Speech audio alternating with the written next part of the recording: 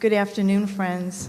My name is Martha Jones, and on behalf of the Law School program in Race, Law, and History, I want to welcome you to this third session of our day-long event, Proclaiming Emancipation. It's a pleasure for me to be here. I will, of course, as we've done all day, extend some thank yous, and then I will make some introductions.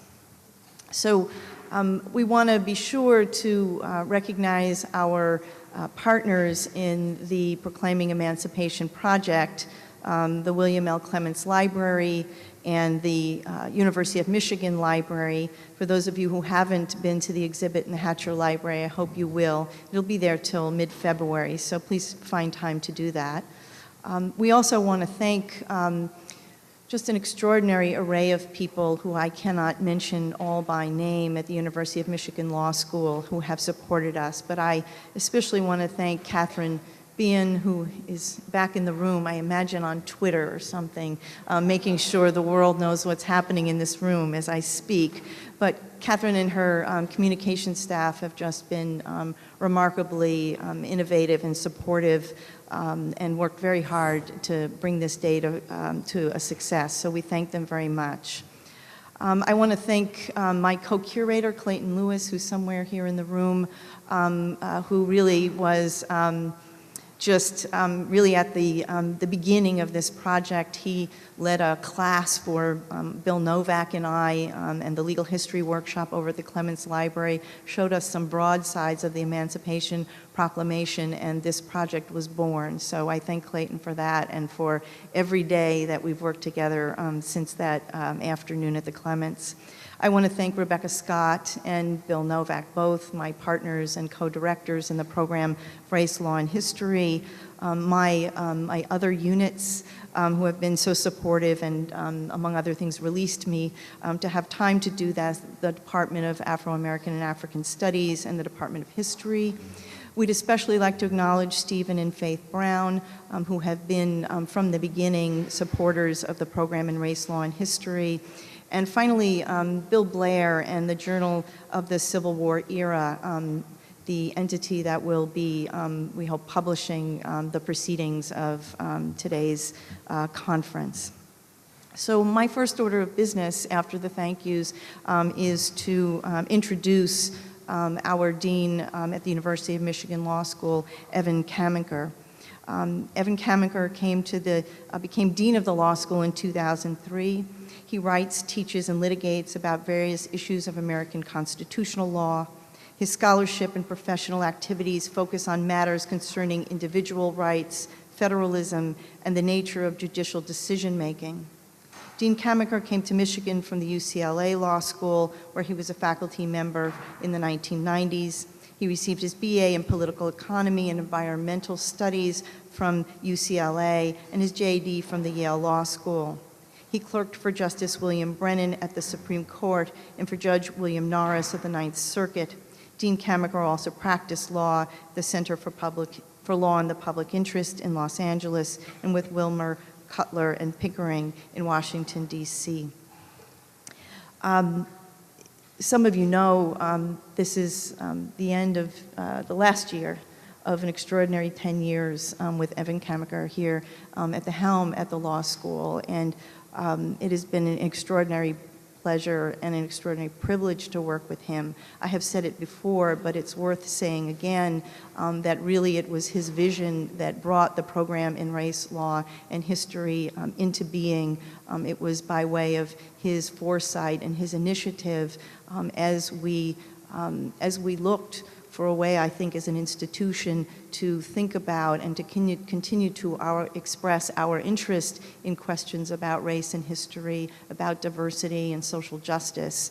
And we can't thank him enough for not only having that vision, but for then finding the support it takes to make a vision into something that's deeply meaningful in the lives of the law school community and the university community as a whole.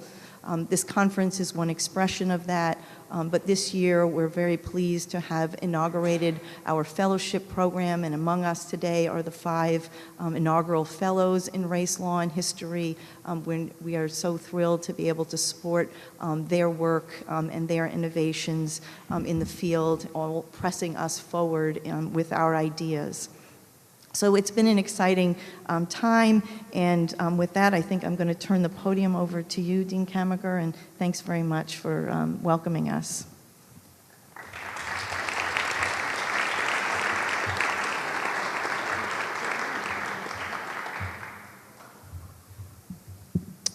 Well, thank you so much, Martha, for that very warm and exaggerated, at least exceedingly generous introduction.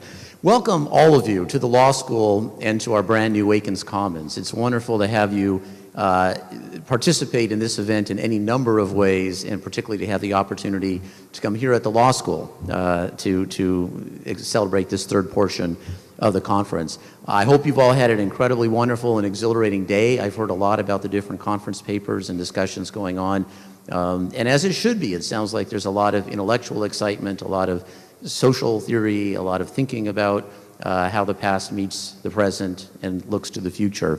Obviously, as you all know, this program is, this day is essentially under the auspices of the Race, Law, and History program at the law school.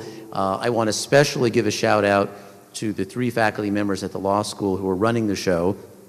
Martha already thanked Bill Novak and Rebecca Scott, but I want to make sure that Martha herself is thanked. She obviously has put in a huge amount of time and energy effort to bring this thing together and to make this a wonderful day. So please join me in thanking all 3 of them, and particularly Martha.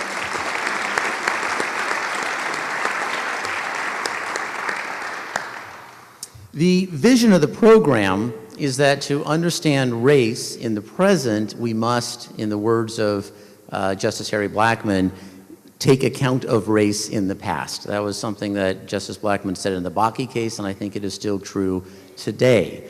The work of the program includes research, scholarly research, the teaching that these and other faculty members do here at the law school and elsewhere, public programming such as events like this.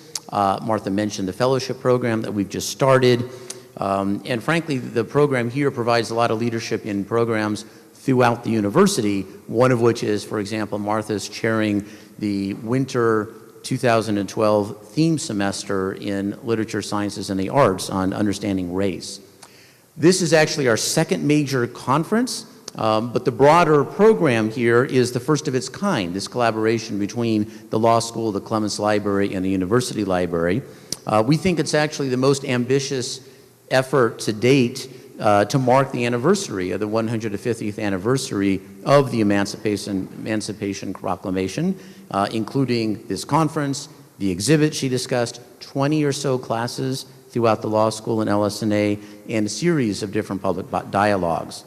The approach of this program to the Emancipation Proclamation is to essentially set the document in a century-long transformation, the process of the abolition of slavery going back in the Americas, going back to the American Revolution, all the way through the Brazilian abolition of slavery in 1888. And in keeping with Justice Blackmun's theme, we think that the look back invites discussion about the lessons of our history about Atlantic slavery that offers present-day advocates of the abolition of today's human trafficking and trying to figure out what the connections are and the linkages are between those two. I'm very excited to welcome back Professor Eric Foner to the law school and congratulate him on the Pulitzer and other prizes that have been won by his most recent book, Fiery Trial. And again, welcome all of you. Thank you so much for participating in this day, and thank you for participating in the whole set of events that this day kicks off.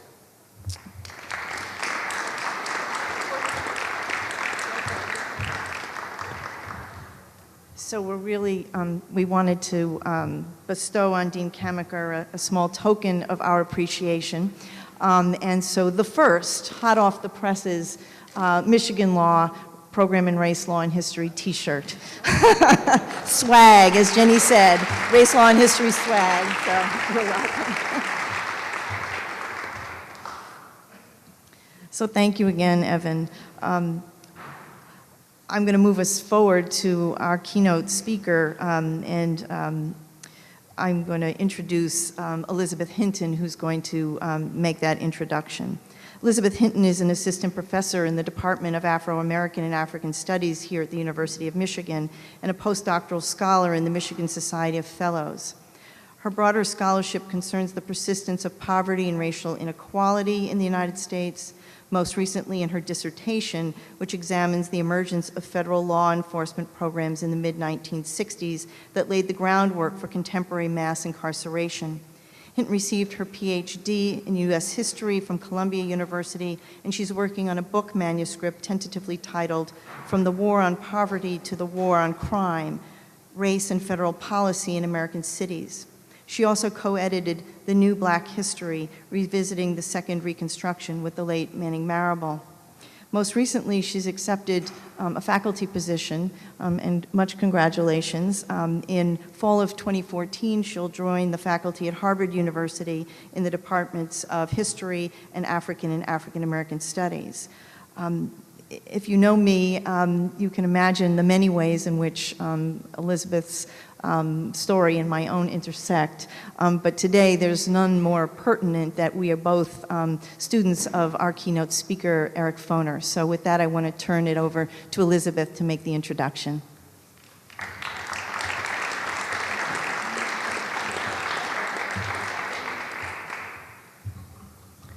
Thank you, Martha, for that introduction and for your work in bringing together and organizing this timely and very important conference.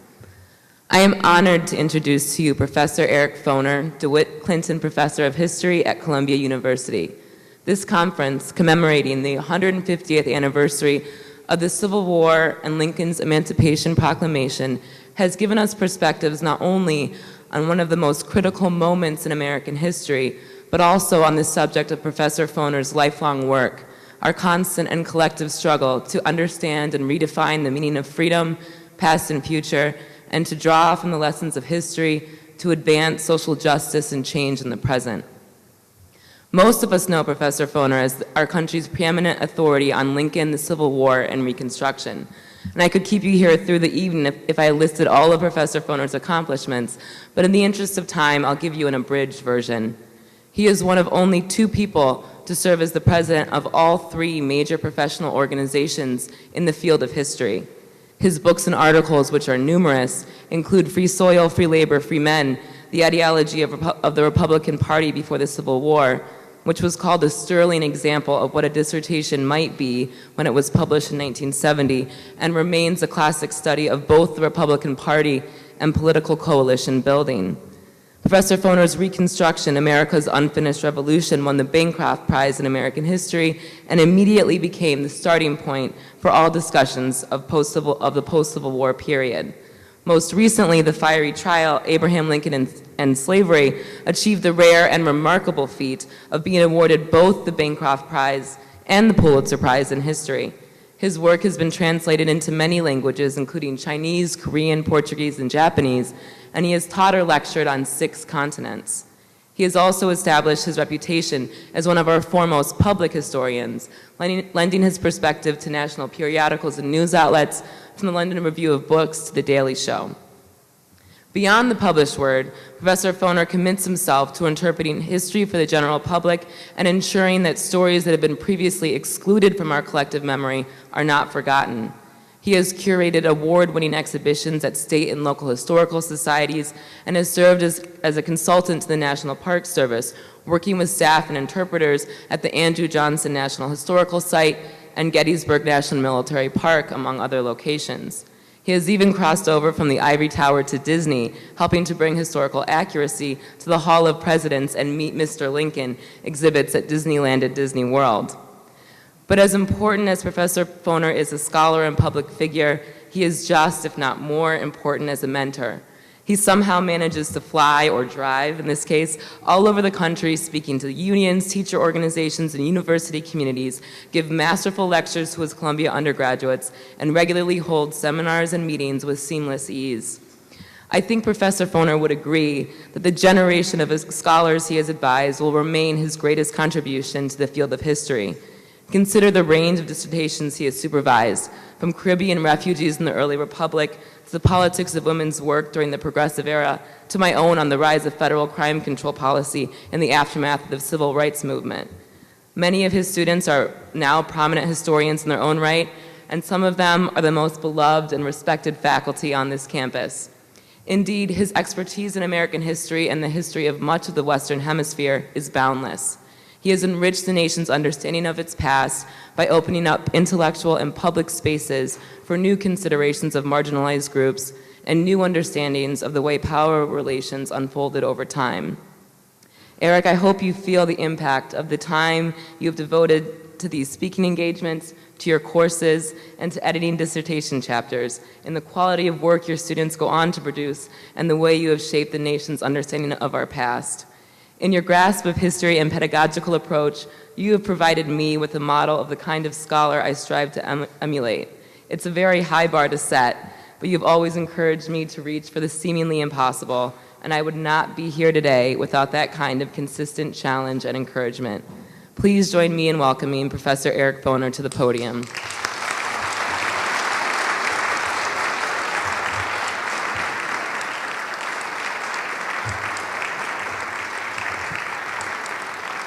Well, thank you very much for that very, very kind introduction. You know, as I'm sure many of you would agree, scholars here, that seeing your own students go out and become, well, first of all, getting paying jobs, and then seeing them becoming brilliant scholars and teachers in their own right is really the most gratifying thing about teaching.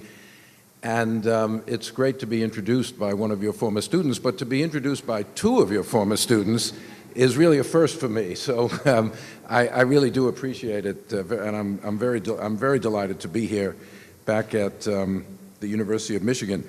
Those of you who have been at the conference all day have heard excellent papers about all sorts of aspects of emancipation. I'm going to actually focus more today on Lincoln himself and what emancipation meant for him, or what the Emancipation Proclamation meant for him.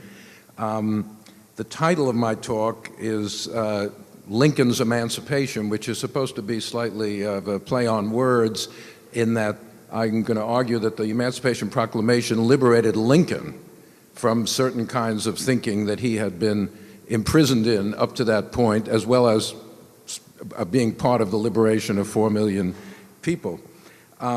As you all know, and I should just say that unless everyone is totally exhausted at the end of the day, after I'm finished, I'd be delighted to answer a few questions or field a few comments, so please feel free to do that when I'm done. Everybody knows, of course, that Lincoln is the most iconic figure in American history. He exerts a unique hold on our imagination, and as an embodiment, or is seen to embody, some of what we consider quintessentially American characteristics. He's the self-made man, he's the frontiersman, and of course, the liberator of the slaves. Thousands of works have been written about Lincoln, and you can find any Lincoln you want in the literature. Every political tendency, from communist to conservative, from segregationist to civil rights advocate, has claimed Lincoln as an ancestor. Lincoln's psychology, marriage, law career, political practices, racial attitudes have all been subject to analysis in numerous books. And Lincoln, as I don't need to tell you, is also a subject of Hollywood.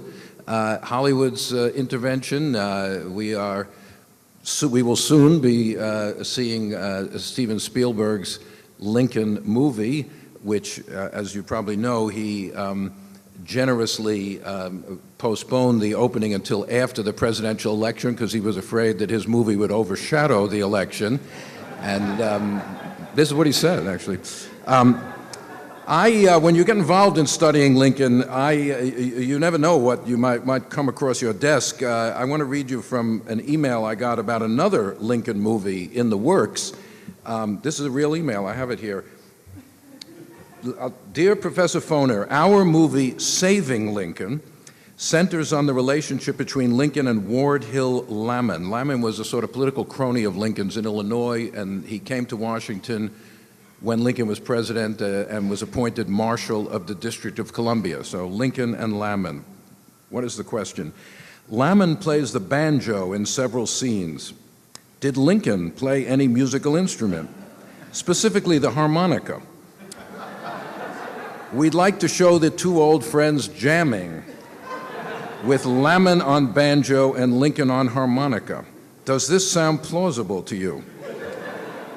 So I responded, and I said, well, I have not seen any documentary evidence that Lincoln played the harmonica, but I say go for it. Why not? It sounds like a pretty good scene, and I'm sure it will be just as accurate as the rest of your movie.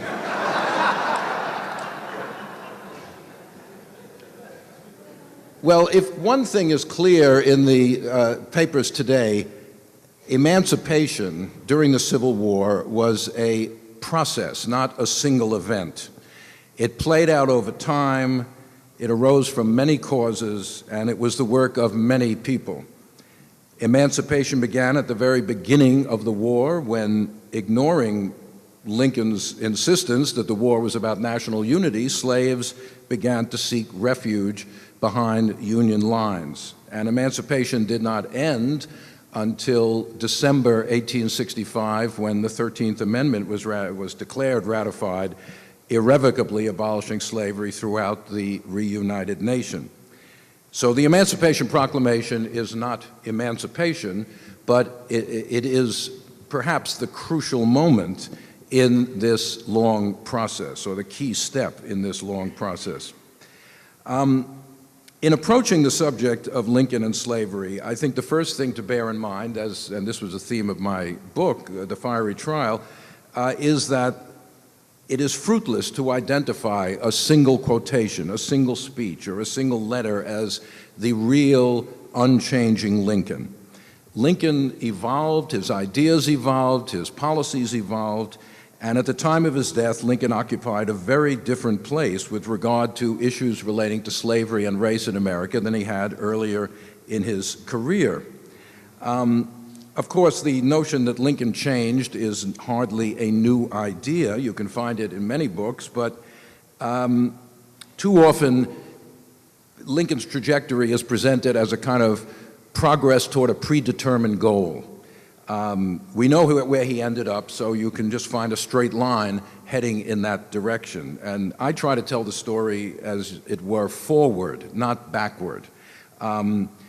Not as a path toward a predetermined goal, but as an unpredictable progress with all sorts of twists and turns along the way and the future always unknown.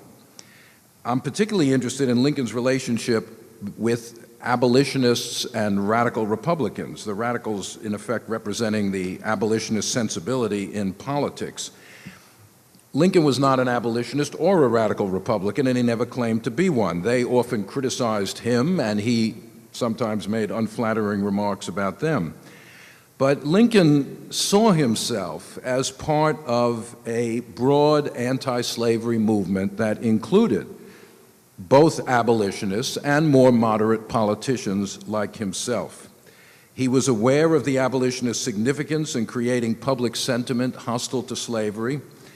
And on issue after issue in the Civil War, abolition in Washington, D.C., wartime emancipation, enlisting black soldiers, amending the Constitution to abolish slavery, allowing some African Americans to vote, on every single one of those issues, Lincoln came to occupy a position that had first been staked out by the abolitionists. That doesn't mean Lincoln did it because the abolitionists first staked it out, but it shows you that I think the key thing is that the destruction of slavery was an example of how a social movement and a political leader can both, or together, produce a far-reaching political and social change.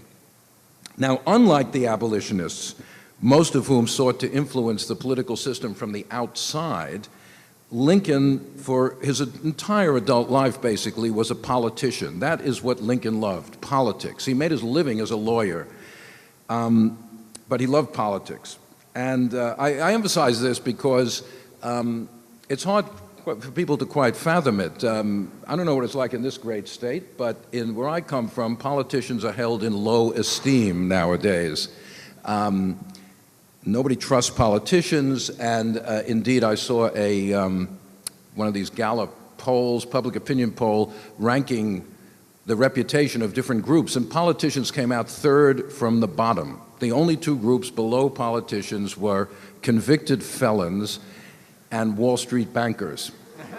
Other than that, politicians are right there. But Lincoln was a politician in an age when politicians had great support. I mean, people like Henry Clay, Lincoln's idol, or Andrew Jackson, or many others were popular heroes, and people were really devoted to them in ways that it's hard to imagine with most politicians today. So Lincoln is a politician, and of course, as you know, in the 1830s and 40s, he served for a while in the legislature of Illinois as a Whig. He served one term in Congress. In that period, he said little about slavery. Occasionally he did, but most of his speeches dealt with the Whig economic program, the protective tariff, government aid to internal improvements like canals, railroads, school building, banking issues. Lincoln was passionately devoted to this, what we would today call economic stimulus or infrastructure building, that the government should really make these changes to create the circumstances for economic growth. Lincoln so passionately was devoted to this program that he helped to push through the Illinois legislature a far-reaching plan of building roads, canals, and railroads that bankrupted the state. Now, Lincoln didn't really publicly elaborate his views on slavery until the 1850s, when, as you know, he emerged as a major spokesman for the newly created Republican Party, committed to halting the westward expansion of slavery. And in speeches of eloquence and power, Lincoln condemned slavery as a fundamental violation of the founding principles of the United States, as enunciated in the Declaration of Independence, the affirmation of human equality and of the natural right to life, liberty, and the pursuit of happiness. And in that last one, the pursuit of happiness was extremely important to Lincoln. It meant the opportunity to advance yourself in society, which, of course, he himself had experienced, coming from a very humble background, but which, of course, was denied to the slave. There are many grounds for condemning the institution of slavery: moral, religious, political, economic, and Lincoln referred to all of them at one time or another. But I want to just pinpoint this core belief of Lincoln's that slavery was a form of theft. Stealing the labor of one person and appropriating it for another. Lincoln was frequently charged by Democrats with supporting what was called Negro equality. Negro equality was like the nuclear weapon of politics at that time. It was like calling someone a communist in the McCarthy period. If you could associate your opponent with Negro equality, you would put them at a tremendous disadvantage in political contests. Lincoln, as we'll see, denied that he believed in Negro equality, but some equality he did believe in. And in fact, in one speech, he chose a black woman as his example. He said, "In some respects, she certainly is not my equal, but in her natural right to eat the bread she earns with her own hand, without asking the leave of anyone else, she is my equal and the equal of all others." This natural right to the fruits of your own labor was not bounded either by race or by gender. Everybody should have that basic natural right. That's a grounding of equality for Lincoln. Now, Lincoln declared at one point, "I have always hated slavery, I think as much as any abolitionist." He used language similar to that of abolitionists. He spoke of slavery as a monstrous injustice. He said it was a cancer eating away at the lifeblood of the nation. Why then was he not an abolitionist? He never claimed to be one, as I said. And the shadow of Lincoln should not obscure the contribution to the end of slavery of the abolitionists, people like Wendell Phillips and Frederick Douglass and many others who fought against overwhelming odds to bring the moral issue of slavery to the forefront of national life. But before the Civil War, as you know, abolitionists were a small, often despised group. There were a few districts like the Western Reserve of Ohio or upstate New York where you could be a politician and an abolitionist. But if you were from central Illinois, like Lincoln, abolitionism was not a viable political position. But I am not saying, as many books do, that Lincoln was a sort of secret abolitionist who just couldn't say it for political reasons. He was born with a pen in his hand, ready to sign the Emancipation Proclamation, but he couldn't quite do it until the political moment arrived. That is not the case.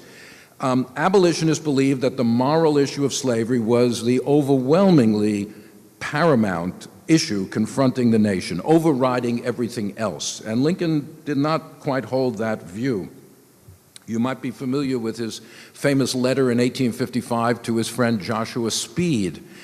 Speed, born in Kentucky like Lincoln, then lived in Illinois. Speed went back to Kentucky and became a slave owner, something Lincoln would never do. But Lincoln wrote to him in 1855 and reminded him of a time 15 years earlier where they had seen a group of slaves being transported to St. Louis for sale in a slave market. That sight, Lincoln wrote, was a continual torment to me, and I see something like it every time I touch the Ohio River, of course, the boundary between free and slave states. You ought to appreciate how much the great body of the northern people do crucify their feelings in order to maintain their loyalty to the Constitution and Union. Crucify their feelings. William Lloyd Garrison burned the Constitution, calling it a covenant with the devil because of its clauses protecting the institution of slavery.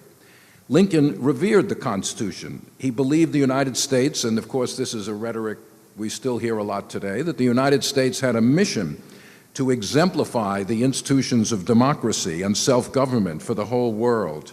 This, of course, was the theme of the Gettysburg Address, that the point of the war was to determine whether democracy, government of the people, by the people, etc., would survive in the world or not. I should add, of course, since we hear this so much nowadays, that Lincoln was not a believer in manifest destiny. He believed the way to promote democracy was by example, to perfect our own institutions, not by invading other countries.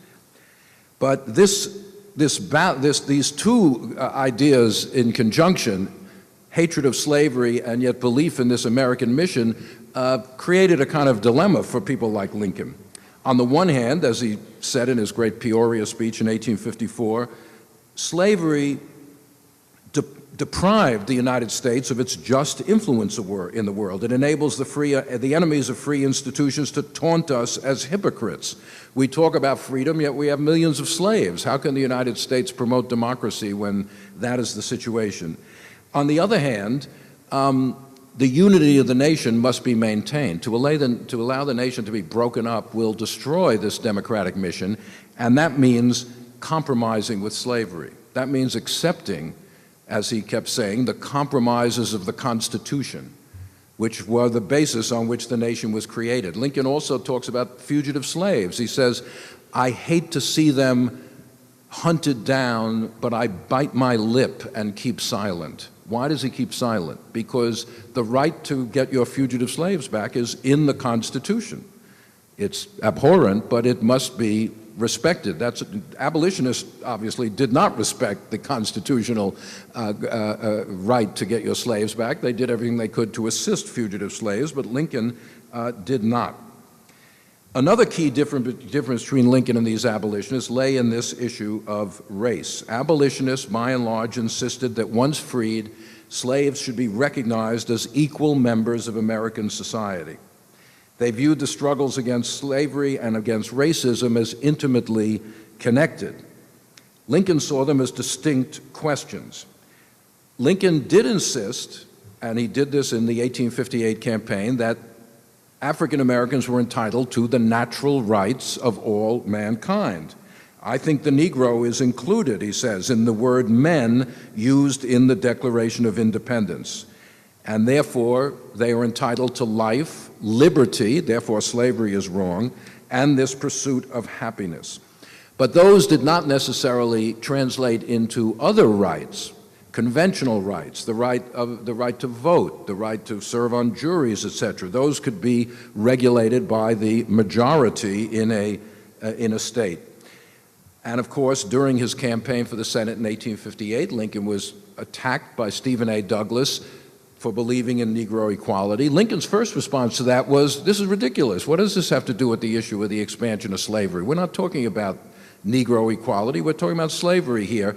And he didn't say anything. And then he started getting letters from Republican candidates, for the legislature, who were saying, look here, Lincoln, your silence on this issue is a problem for my campaign. You've got to say something to rebut this charge of Negro equality. And so eventually in the debates he does, and he says, I am not in favor of making voters or jurors of Negroes, nor qualifying them to hold office, nor intermarry with white people. I don't believe in that. And of course, he said nothing in condemnation of the notorious black laws of Illinois, which were among the most discriminatory anti-black laws in all of the northern states. And of course, throughout the 1850s and for the first half of the Civil War, Lincoln advocated colonization. That is, that once free, black people should be encouraged to find a new homeland, either in Africa or in Central America or the Caribbean. We sometimes forget how widespread belief in colonization was before the Civil War. Henry Clay and Thomas Jefferson, the two political figures most admired by Lincoln, both were powerful advocates of colonization. Clay was president of the American Colonization Society.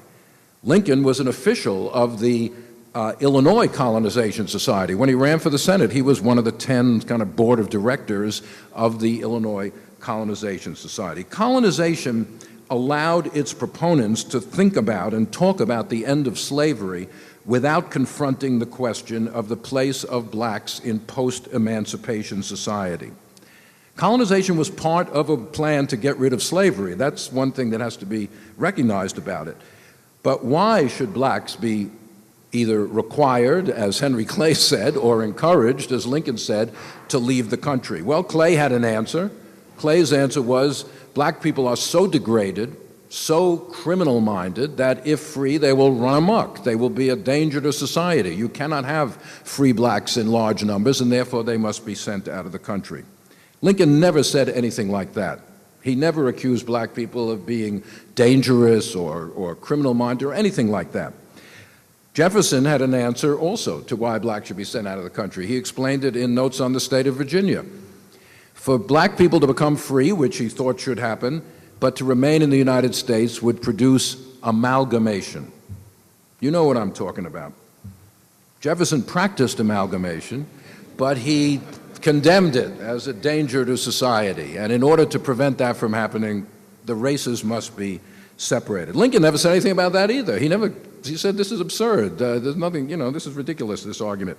So why? Lincoln emphasized the strength of white racism. Many times he said, the reason black people must be sent out of the country or encouraged to leave is that they could never achieve equality in this country. They are entitled to the natural rights of mankind, but they should enjoy them elsewhere, in a homeland somewhere else. Now, many scholars have been puzzled by Lincoln's advocacy of colonization. Many books on Lincoln just ignore it. I'll give you one example. I mentioned this just because she made so much money, it doesn't matter what I say, and that's Doris Goodwin. 2 million copies sold, so what does it matter what I say about her and colonization? Pick up that book, 800 pages, and look up colonization in the index. You will find one sentence. Lincoln advocated colonization pretty vigorously in the first 2 years of the Civil War. Doris knows that. It's not a secret. It's in the documents. But it doesn't fit the image of Lincoln as the great emancipator, and so you just ignore it. But that's not necessarily the best way to deal with evidence that goes against your assumptions. But the key to me is this. For Clay, for Lincoln, and for many others, as I say, colonization was part of a program for ending slavery in a political system that erected insuperable legal and constitutional barriers against abolition. To oversimplify rather strongly, slavery can be abolished in one of three ways. One is individual manumission. Owners can free their slaves. This happens. It happened in the United States, but not nearly enough to threaten the viability of the system. Secondly, there is emancipation by political or legal means. This can proceed where owners lack the political power to prevent it, like in the northern states, which adopted policies of emancipation after the American Revolution. Slave owners were too few to prevent it, even though they weren't happy about it. It happened in the British Empire, where Parliament could abolish slavery in the West Indies, even though the West Indian planters didn't like it. Where the owners are more powerful, however, as in the southern United States, legal emancipation requires their consent. As Professor Oakes mentioned before, everybody seemed to agree that there was no constitutional way for Congress to abolish slavery in the states. It was a state matter. Lincoln, like Clay, long believed that the consent of slave owners could only be obtained through a program of gradual emancipation coupled with monetary compensation to the owners because they're losing their property, and colonization, because these owners did not want a large new group of free blacks in their societies. So colonization is part of a plan to get the consent of slave owners for the abolition of slavery. The third mode of emancipation is military emancipation. War destabilizes slavery. It strips away its constitutional protections. Contending sides make slavery a target to weaken their opponents. They enlist slave soldiers. This happened many times in the Western Hemisphere. We are so kind of parochial too often in our view of American history that we don't quite realize how often the things that happened in the United States in the Civil War happened elsewhere. It happened in the wars in the Caribbean. Each side offered freedom to the other side. The British offered freedom to French slaves. The Spanish offered freedom to British slaves. That wasn't because they were abolitionists. That was to weaken the other side. They enlisted slaves in their armies. And this happened in the Civil War, of course. But in the 1850s, nobody knew the Civil War was coming. Nobody could conceive of a way of ending slavery without the consent of slave owners. For Lincoln, as for most Republicans, political action against slavery meant not attacking slavery where it was, but working to prevent its westward expansion. I suppose there's a fourth method of abolishing slavery, and that is slave revolution, which happened in Haiti, of course, but that is a fairly unusual event in world history, and nobody in the United States thought it was in the cards, except for John Brown, I guess. But Lincoln did talk about a future without slavery. The aim of the Republican Party, he said, was not simply to stop the expansion of slavery, but to put it on the road to ultimate extinction, a wonderful politician's phrase he borrowed from Henry Clay, who also used that phrase. Ultimate extinction, the meaning of it depends on which word you want to put your emphasis on. Ultimate might last a long time. At one point, Lincoln said slavery might not be abolished for a century. That would mean 1950 or something like that. But to the South, they heard the word extinction.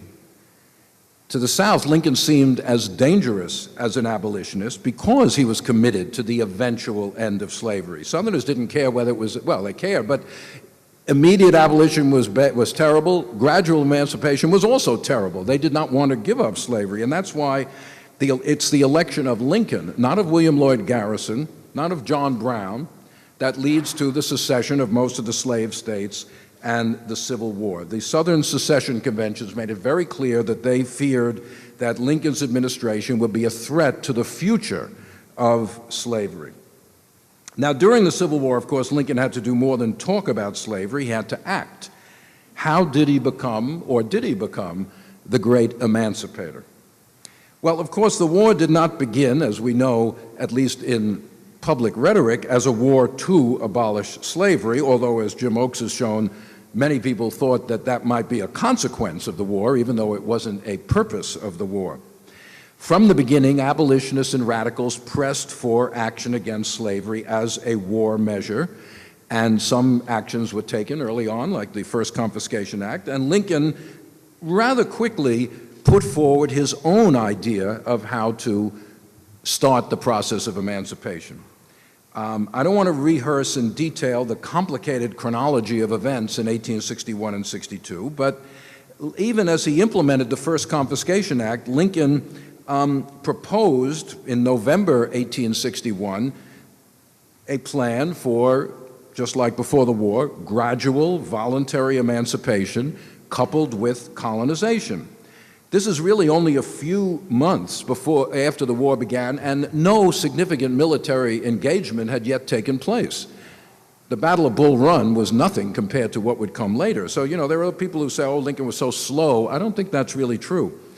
Of course, he brought this first to Delaware, a state with only 1,800 slaves, in November 1861. Later, he proposed this many times in 1862 to the other border states, the slave states that remained in the Union, as well as saying the Confederate states could pick up on this plan also.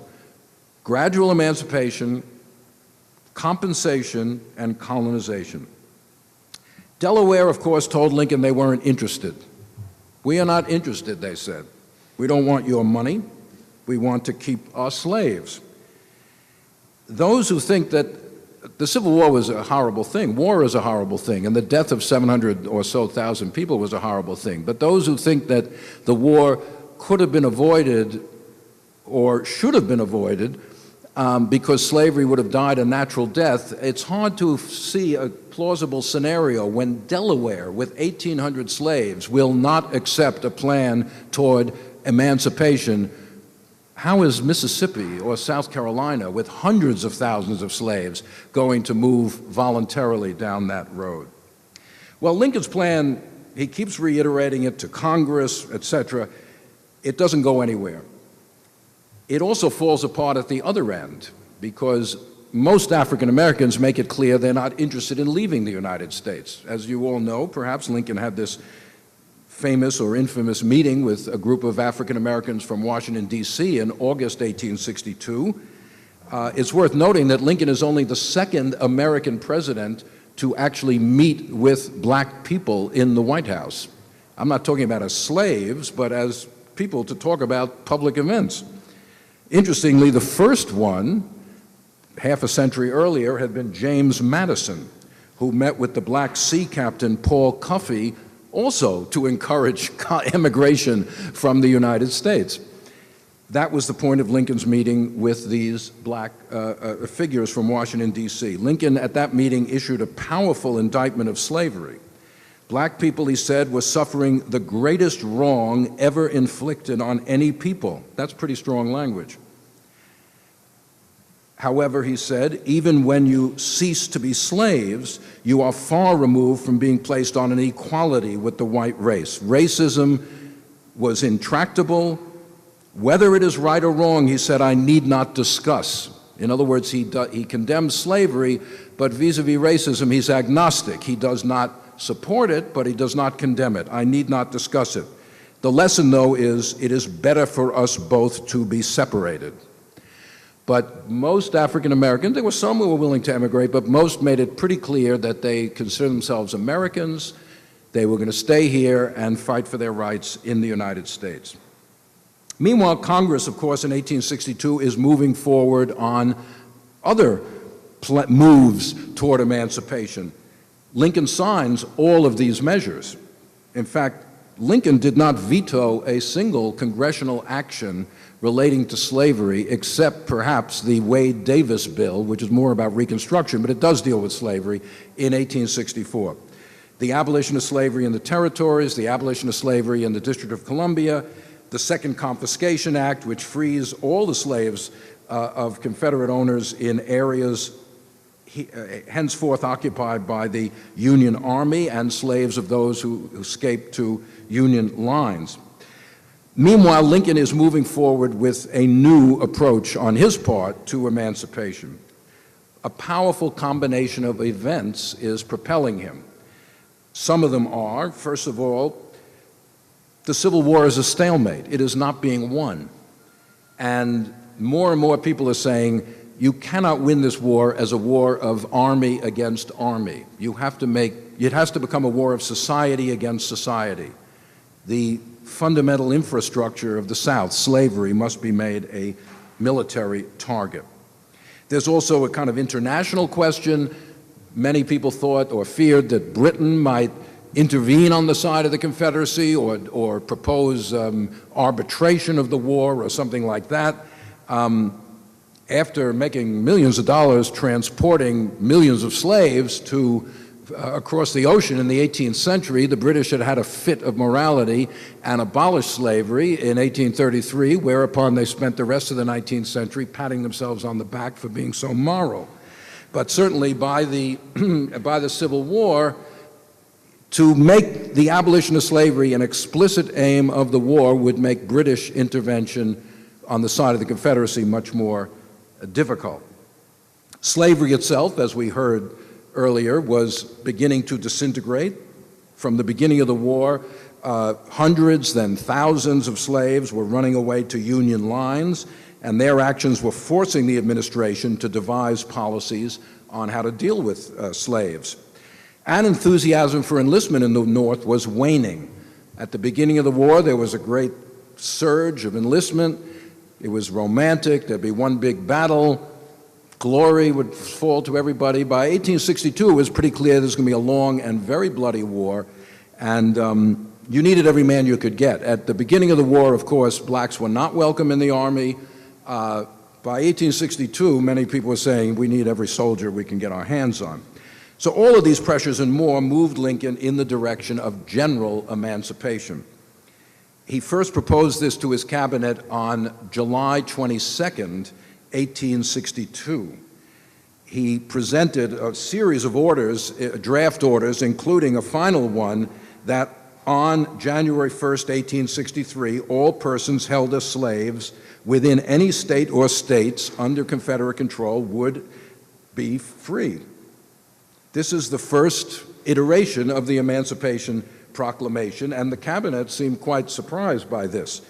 Not all of them approved of Lincoln's plan to just declare the freedom of millions of slaves, and Secretary of State Seward, as is well known, suggested that it would not be good to issue this now. It would seem like an act of desperation, that Lincoln should wait until a Union military victory, and Lincoln shelved the order for the time being.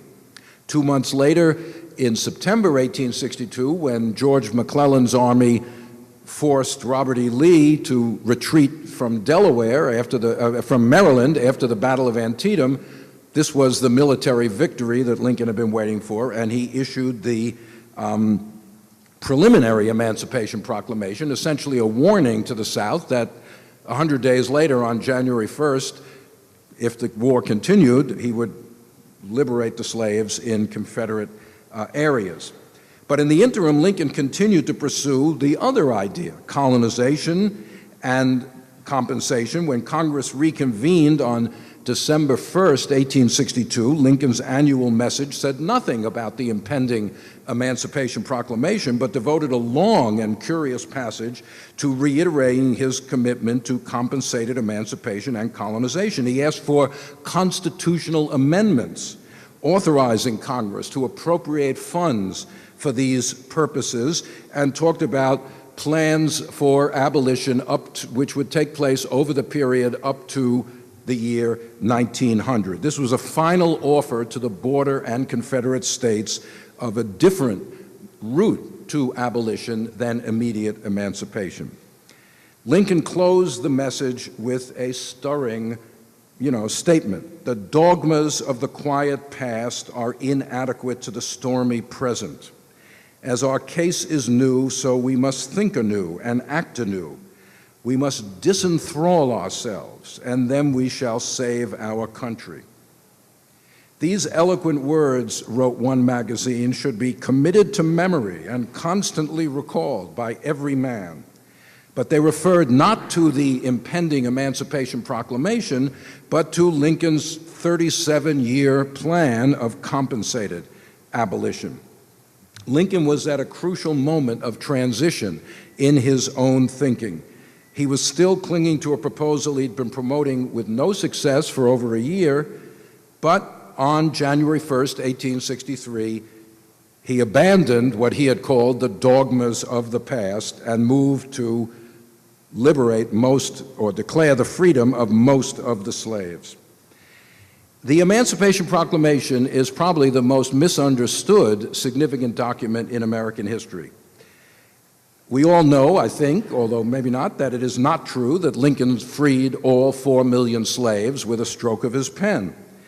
The proclamation had no bearing on the slaves in the border states because they were still in the Union and they still had the constitutional protections of slavery, which they had had before the war. The proclamation also exempted certain areas of the Confederacy that had fallen under Union military control or maybe even weren't, like parts of Tennessee. All told, maybe 750,000 slaves were exempted from the Emancipation Proclamation. But on the other hand, that means 3.1 million were declared free. This was the largest single slave emancipation in world history. Never before had so many slaves been declared free on a single day. The British had abolished slavery in the West Indies, as I said, but that was about 800,000 slaves. This is 3.1 million. The proclamation did not end slavery the day it was issued, but I do think it sounded the death knell of slavery if the Union won the war. If the Confederacy were to emerge victorious, there is no question that slavery would have lasted a long time.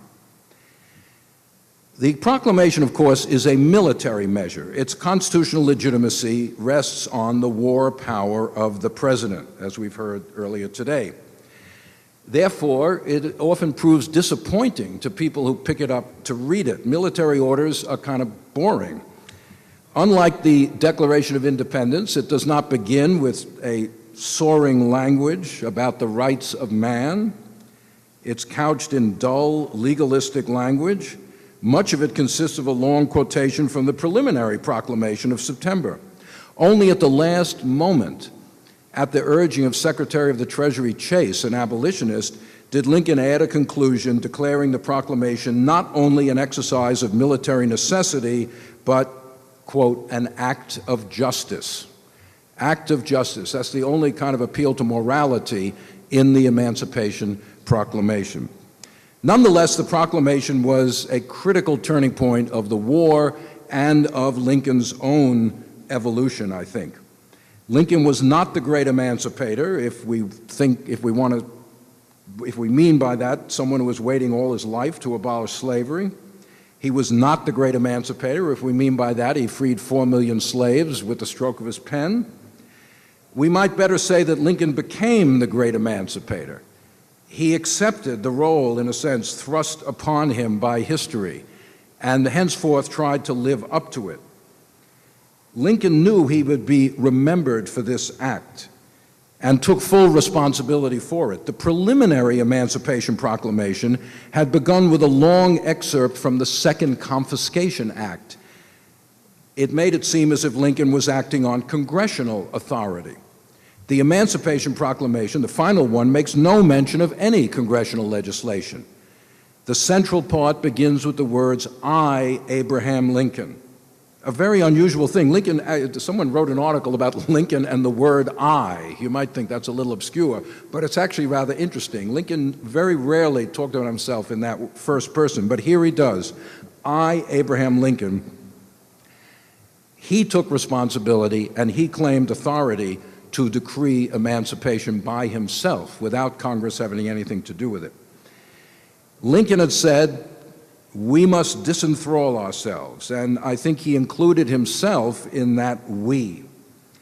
The proclamation was markedly different from Lincoln's previous statements and policies relating to slavery. It abandoned the idea of seeking the cooperation of slave owners and of distinguishing between loyal and disloyal owners. It was immediate, not gradual. It contained no mention of compensation, and it made no reference to colonization. For the first time publicly, it authorized the enrollment of black soldiers into the Union Army. The proclamation set in motion the process by which 200,000 black men in the last 2 years of the war served in the Union Army and Navy, playing a critical role in achieving Union victory.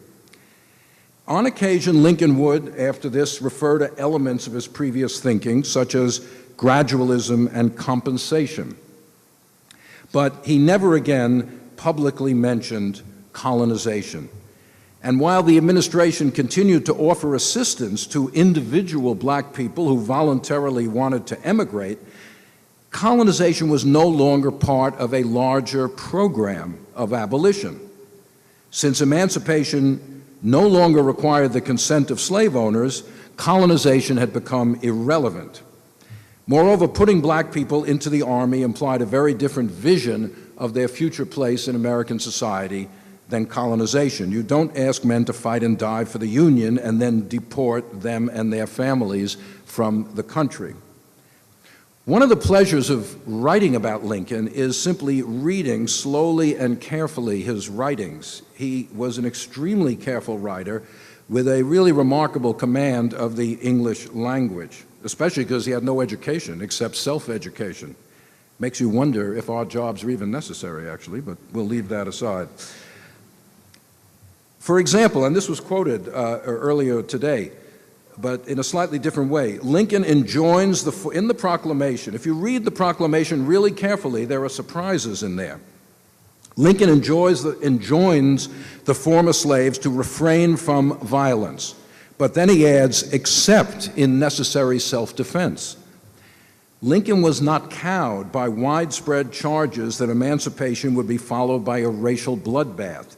Even Secretary Chase had said, when Lincoln presented his emancipation order to the cabinet in July, Chase had said it would lead to, quote, depredation and massacre. Lincoln did not have to say that blacks had a right to defend their freedom by violence if they needed to, but he did say that. And repudiating, in a sense, the earlier commitment to colonization, without quite saying so, the proclamation urges freed slaves to go to work for reasonable wages in the United States. The word reasonable is really interesting there. He didn't have to say reasonable wages, he could have said go to work for wages. But he wanted to make clear that the former slaves were now free laborers. They could compete in the labor market. They could judge for themselves the wages offered to them. In other words, the proclamation addressed African Americans not as property, but as men and women with volition whose loyalty the Union must earn. So overall, the proclamation, I think, fundamentally changed the character of the Civil War. It made the destruction of slavery explicitly a purpose of the Union Army. It liquidated without compensation the largest concentration of property in the United States, and it crystallized a new identification between the ideal of liberty and a nation state whose powers increased enormously as the war progressed. Lincoln came to emancipation more slowly than some of his critics desired, but having made the decision, he did not look back. In 1864, with casualties enormous, there was talk of a compromise peace. Some urged Lincoln to rescind the proclamation, in which case they said the South could be persuaded to return to the Union. Some Republican leaders said that such a step could diffuse opposition to Lincoln's re-election, which was much in jeopardy in the summer of 1864. Lincoln would not consider this. Were he to rescind the proclamation, he told one visitor, "I should be damned in time and eternity." Lincoln knew full well that the proclamation depended for its effectiveness on a Union victory, that it did not apply to all slaves, and that its constitutionality was certain to be challenged in the future. In the last 2 years of the war, he worked to secure complete abolition, pressing the border states, because they were exempted. They had to do it through the legal political process. Maryland and Missouri did abolish slavery on their own, but again, compensation is now out and gradualism is now out. Even though Lincoln wants it done in a legal manner, the old legal mode is no longer relevant. And Lincoln worked to secure congressional passage of the 13th Amendment, which is, I guess, I hear what Spielberg's movie is all about. Meanwhile, by decoupling emancipation from colonization, Lincoln, in effect, launched the historical process known as Reconstruction. That is the remaking of Southern society, politics, and race relations. Lincoln did not live to see Reconstruction implemented, but in the last 2 years of his life, he came to recognize that if emancipation settled one question, the fate of slavery, it opened another one, the role of emancipated slaves in post-war American life. And in 1863 and 64, I think, for the first time, Lincoln began to think seriously of the role blacks would play in post-slavery America. And I just want to finish by pointing to two of his last pronouncements on this subject to show you how his thinking was evolving. One was what we call his last speech, of course, given at the White House in April 1865, just a few days before his assassination. Of course, Lincoln didn't know it was his last speech, and it should not be viewed as a final summation of his outlook. That speech, of course, addressed Reconstruction already underway in Louisiana. A new constitution had been adopted which abolished slavery, yet limited voting rights to whites. The state's free black community was complaining bitterly about their exclusion from the ballot, with support from radical Republicans in the North. Most northern states at this point, however, didn't allow blacks to vote, and most Republicans felt it would be politically suicidal to endorse black suffrage. In his speech, first of all, interestingly, Lincoln said, black people want the right to vote. In other words, their desires are now part of the political equation. No president had ever thought necessary to say what black people wanted. That was immaterial. But now he said that's part of the situation. Black people want the right to vote. And of course, he said that he would prefer that limited black suffrage be implemented. He singled out the very intelligent, that is the free blacks, but also those who serve our cause as soldiers.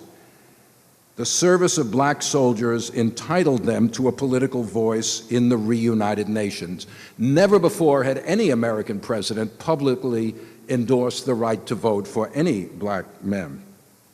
Then, of course, there's one of the greatest speeches in American history, Lincoln's second inaugural address of March 4th, 1865. Today it's remembered primarily for the closing words, with malice toward none, charity for all, let us bind up the nation's wounds. But before that, Lincoln tried to instruct Americans on the historical significance of the war. You know, Lincoln had this amazing capacity for succinctness. The Gettysburg Address takes about 2 minutes to deliver.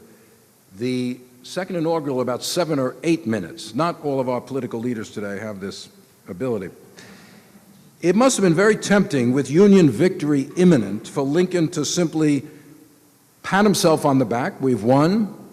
A lesser president would say, mission accomplished. To view the outcome as the will of God, and to blame the war on the sins of the Confederacy, as many, many Northern ministers were doing. But Lincoln didn't do that at all.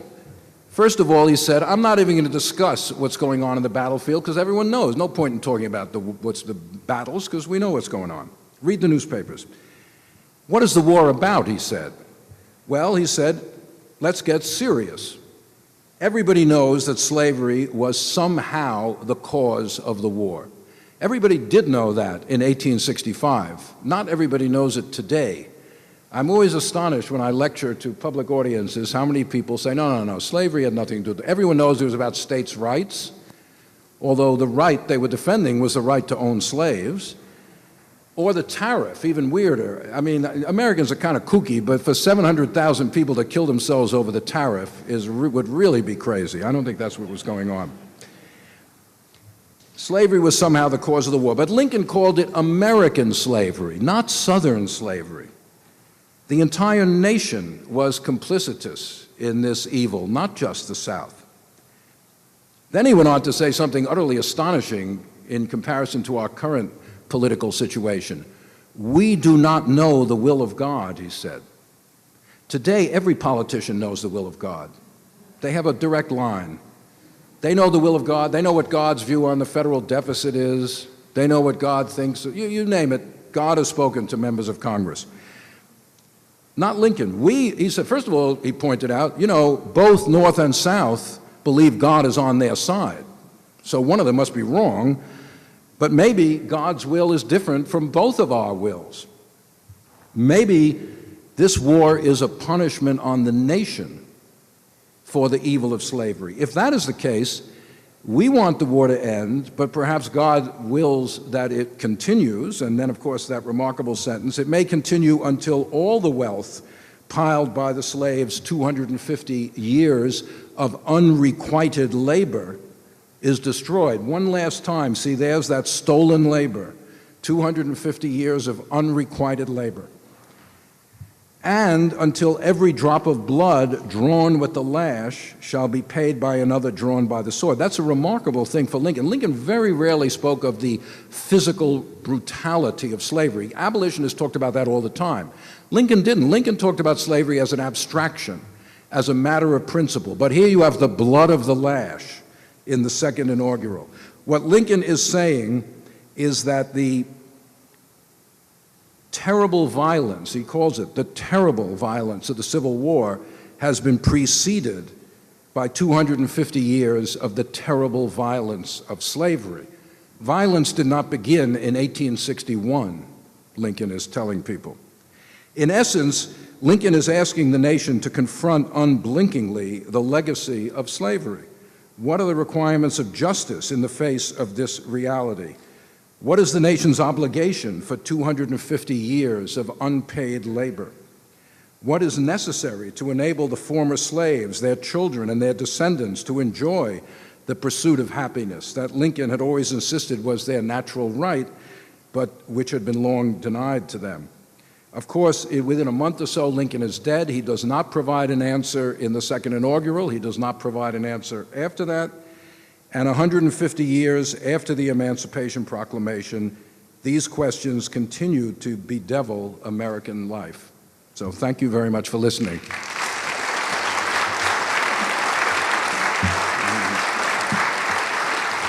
Thank you. Hello. Yeah, cool. Thank you very much. We have time for a couple of questions if anyone would like to raise a question. I believe if you do desire to do that, you're asked to go to the microphone. There's a microphone up there behind that pillar. And so, the acoustics in here are somewhat difficult, I think, so they want you to use the microphone. My question is, do you discern any foreign influence from outside the United States in this turn of Lincoln to a much more aggressive position on abolition, either from maybe something like the abolition of serfdom in Russia or the earlier... Well, Lincoln, that's an interesting question. Lincoln was fully aware of the history of slavery and the history of emancipation. I mean, he knew what had happened in the British, experience. He knew what had happened in the northern states after the Revolution. He knew that the Tsar had proclaimed the abolition of serfdom, Tsar Alexander, in 1861. In fact, he asked Bayard Taylor, who had been the American ambassador in Russia, who was back in the U.S., to go around giving some lectures in the U.S. about the emancipation of serfdom in order to help build up, and saying it was a great success, in order to help build up public sentiment about emancipation in the United States. Whether any of these things influenced Lincoln is hard to say. One of the problems or challenges of studying Lincoln is he was a very private sort of guy. He didn't keep a diary. He didn't write a lot of letters. Even in conversation, he didn't really confide in people very much. It's hard to know the inner Lincoln, but he certainly didn't cite foreign precedent, so to speak, in discussing this. But I think Lincoln, as I said, Lincoln was a student of slavery and history. He spoke about that. And I think he certainly knew, he felt there was a kind of world historical trajectory away from slavery and toward freedom. How it would come in the United States, nobody knew before the Civil War. So I think, he's influenced by what he considers an international trajectory away from slavery. But whether specific things like that influence them, I don't know. Any other question before we... Anybody else want to... if not, we will say we don't want to stand between people and the refreshments over there. So thank you all very much for listening, and thank you for inviting me.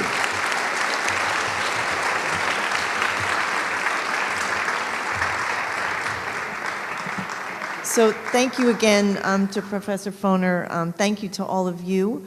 Thank you to our friends at Common Language Bookstore who are here. I understand Professor Foner will spend some moments signing books for those of you who have bought your books or who will purchase books in the back, and we invite everyone to stay, enjoy the food and the drink and the company, and thanks everybody very much for a terrific day. Congratulations to everybody.